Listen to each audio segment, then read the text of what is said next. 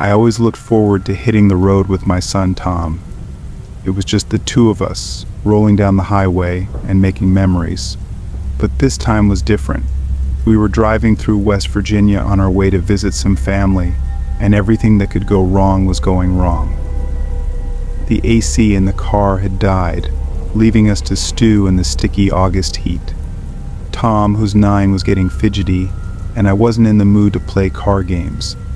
The combination of exhaustion, heat, and frustration was building, and I just needed a break from the endless miles of road. We'd been on the road for hours, only stopping briefly to refuel. Both of us were in desperate need of a bathroom break when I spotted a sign for a rest stop a few miles ahead. It felt like a blessing. Finally, we could stretch our legs, cool down, and get some air that wasn't boiling hot. The rest stop wasn't exactly inviting. It was one of those places that looked like it hadn't seen maintenance in a decade. The parking lot was half empty, with a few trucks scattered around. The building itself was small, with weather-beaten siding and cracked windows. Not the worst I'd seen, but definitely not the kind of place you'd want to linger. Tom, of course, didn't care. He just wanted out of the car. He hopped out almost as soon as I put the car in park, running toward the restroom area before I could even tell him to stay close. I watched him go, trying to shake off the irritation that had been hanging over me all day. I figured I'd let him burn off some energy while I used the bathroom myself. As I walked toward the building, I had this strange feeling that something was wrong. It wasn't anything obvious, just a sense that everything was too quiet. Even the few people milling around didn't seem like they belonged, but I brushed it off. I just wanted to get back on the road. When we got back in the car, I noticed a white pickup truck a few spaces down. There was a guy inside, a man in his 50s or so, just sitting there, looking like he had nothing better to do.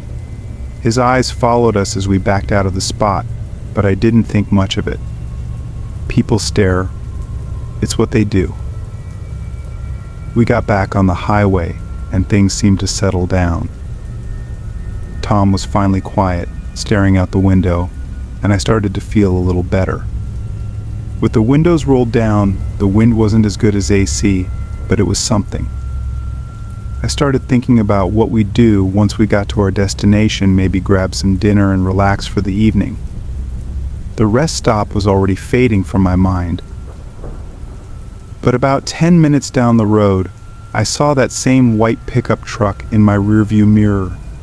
It was definitely following us, a little too closely for comfort. At first, I thought it was just a coincidence. The guy must have gotten back on the road at the same time we did. But after a few more miles, it was clear he wasn't just going in the same direction. He was following us. I tried to shake him off by speeding up, but the truck kept pace. Slowing down didn't help either. He adjusted his speed to match mine, staying at the same distance behind us no matter what I did. My irritation was creeping back in, along with something else, something worse. "What's that truck doing, Dad?" Tom asked from the back seat. "I don't know, bud. Probably just some guy not paying attention," I said, trying to keep my tone light. No point in freaking him out, but deep down, I wasn't buying my own explanation. I needed to figure out what this guy's deal was. After a few more miles, the pickup finally pulled up alongside us, matching our speed. I looked over, and the driver was staring directly at me, his face twisted in urgency. He was waving his hand, trying to get me to roll down my window. I hesitated. The last thing I wanted to do was interact with some random stranger, especially one who'd been tailing us for miles. But his expression wasn't aggressive. He looked scared, or at least concerned. Despite knowing it wasn't the smartest move, I cracked the window just enough to hear him. "There's something in your car," he shouted, his voice barely audible over the roar of the wind. "What?" "The back seat. Check your back seat." At first I didn't understand what he was saying, but then his words hit me like a freight train. the back seat. Tom! I turned around, my heart leaping into my throat. Tom was sitting there, perfectly still, staring out the window. But just beyond him, on the far side of the back seat, I saw the shadow of something lurking, just out of view. My body went cold.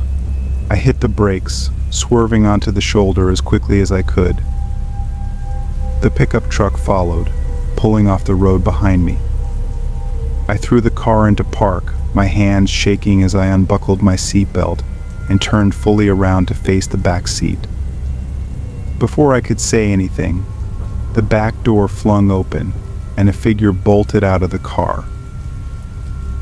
It was a man looking worn down, wearing tattered clothes. He didn't look back as he sprinted across the highway and disappeared into the thick trees on the other side. I just sat there, stunned. It took a few seconds to process what had just happened. Dad Tom's voice was shaky. Who was that? I didn't know how to answer. I just reached over and pulled him close, checking to make sure he was all right. He seemed fine, just shaken up like I was. I looked back toward the highway, but the man was long gone. The guy from the pickup truck came running over. "Are you okay? Did you see him?" I nodded, still trying to catch my breath. "Yeah, I saw him." We stayed on the side of the road for a while, long enough to explain the situation to the guy in the pickup and gather ourselves. Tom kept asking who the man was and why he'd gotten into our car, but I didn't have any answers.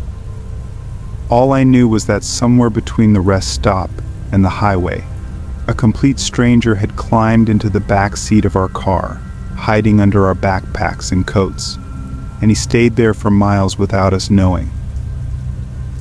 The man from the pickup said he noticed it right after we pulled out from the rest stop. He saw the guy slipping into the car when I wasn't looking. I guess I was too distracted by the heat, the drive, and everything else, and I hadn't thought to check the back seat when Tom got in. We didn't call the police. By the time I thought to, the intruder was long gone. And honestly, I didn't want to relive the whole thing. I just wanted to get back on the road. As we drove away, I kept checking the back seat in the rearview mirror. But of course it was just Tom looking out the window, lost in his thoughts.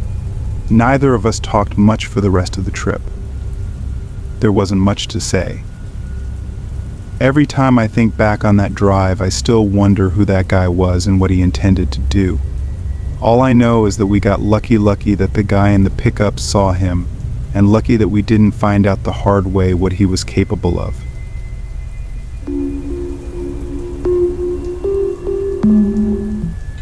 Road trips are supposed to be fun. You pack your stuff, grab your friends, pick a destination, and hit the road. That's exactly what we did, a couple of friends and I, all crammed into Jason's old SUV, headed to a weekend music festival 3 states away. There was something about being on the open road with the windows down and music blasting that made the miles fly by. It was me, Jason, Sarah, and Maria. We'd been friends for years, and this trip felt like the perfect way to unwind, no stress, just good vibes. We left a little later than we meant to, and by the time we crossed into unfamiliar territory, the sun was already sinking low. Winding roads, hills, and trees, as far as we could see, there were fewer and fewer cars, and soon enough we were practically the only ones on the highway. "We should have taken the main route," Maria muttered from the back seat, her phone showing nothing but a blank screen where the GPS used to be. "It's like we're driving through a dead zone out here." "This way is quicker, trust me. The GPS will kick back," and eventually Jason shrugged. I wasn't so sure about that, but I kept quiet. I was riding shotgun, trying to help navigate. The sky was getting darker, the roads narrower. Eventually we passed by an old, rusty sign that read Bridge 10 mi ahead. "We'll cross the bridge and find somewhere to stop for the night," Jason said. Shouldn't be too far now. A few minutes later, we saw something ahead, something standing just off to the side of the road. At first, I thought it was an animal, maybe a deer, but as we got closer, it became clear that it was a person. He was just standing there, next to an old mile marker, staring off into the distance. He didn't look like a hitchhiker, no thumb out, no backpack, just a man, standing perfectly still. His clothes were dark, almost blending into the night, but there was something off about him. I couldn't put my finger on it. Jason slowed down as we approached, but none of us said anything at first. "You think he needs help?" Sarah asked.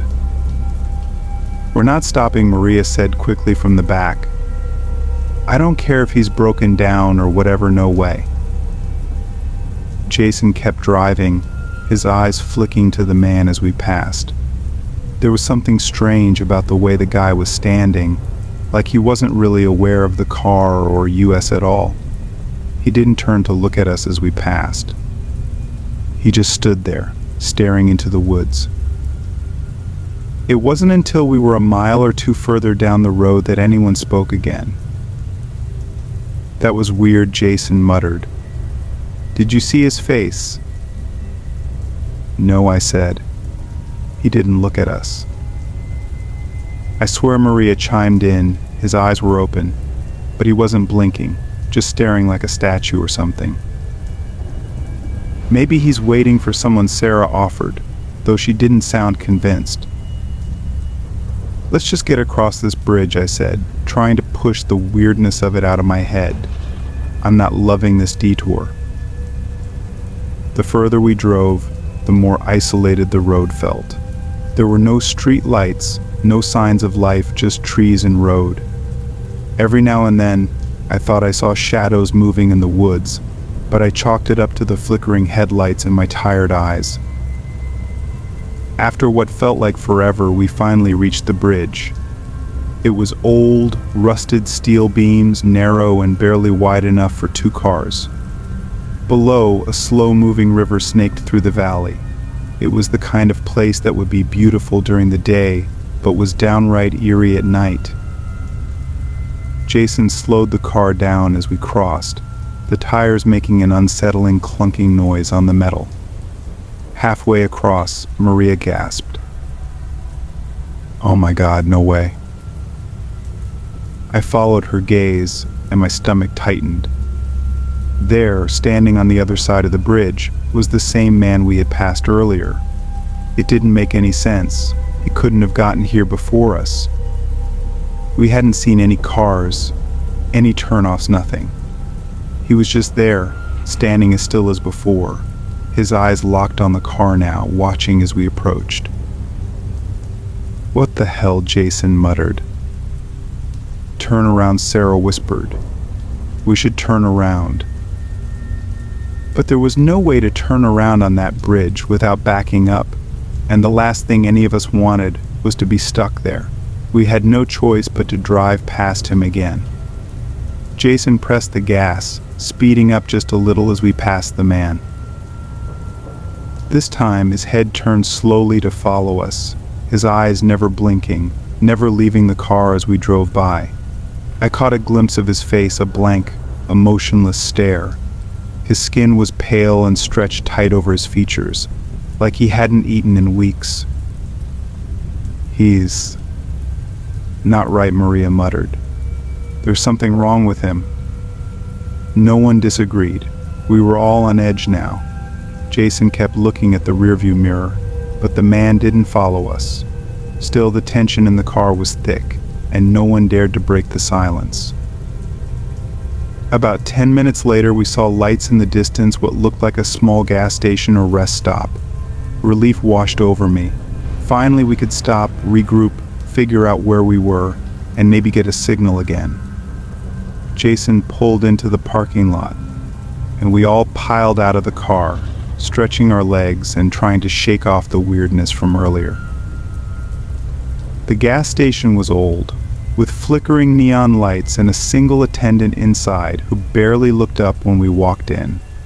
Maria and Sarah went inside to use the bathroom, while Jason and I stood outside, looking at the map on his phone.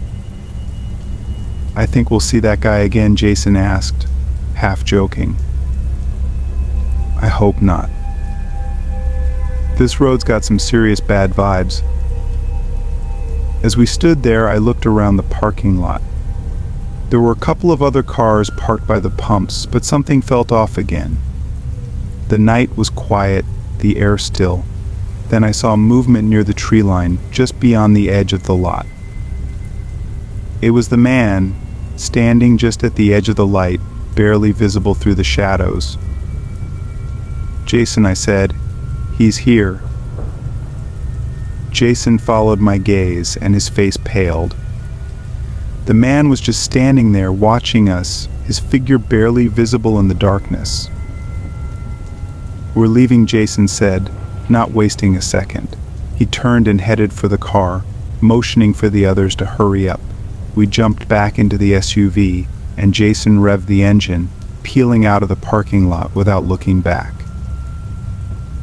As we sped away, I kept my eyes on the rearview mirror, expecting to see the man standing there, watching us leave. But he wasn't there. "Where did he go?" I muttered.